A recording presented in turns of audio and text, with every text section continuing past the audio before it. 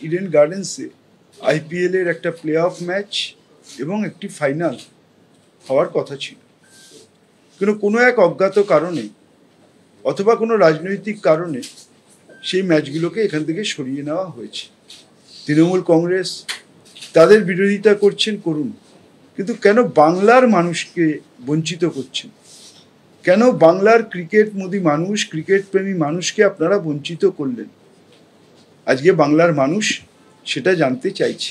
কেন্দ্রীয় মন্ত্রী তথা রাজ্য বিজেপির সভাপতি সুকান্ত মজুমদার তিনি একটি এক্স হ্যান্ডেলে লিখেছেন যে আইন শৃঙ্খলা পরিস্থিতির জন্য ম্যাচ সরিয়ে নেওয়া হয়েছে। বিসিসিআই বলছে আবহাওয়ার জন্য, বৃষ্টি হতে পারে, তার জন্য ম্যাচ সরিয়ে নেওয়া হয়েছে।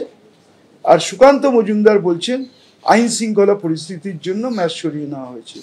বিসিসিআই সত্যি কথা বলছেন না সুকান্তবাবু মিথ্যে কথা বলছেন?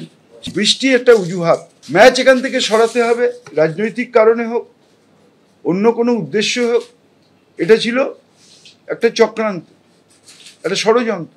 বিসিসিআই, আইপিএল গভর্নিং কাউন্সিল তারা কবে থেকে আবহাওয়াবিদ হলেন, আবহাওয়া বিশেষজ্ঞ হলেন আমরা জানি না।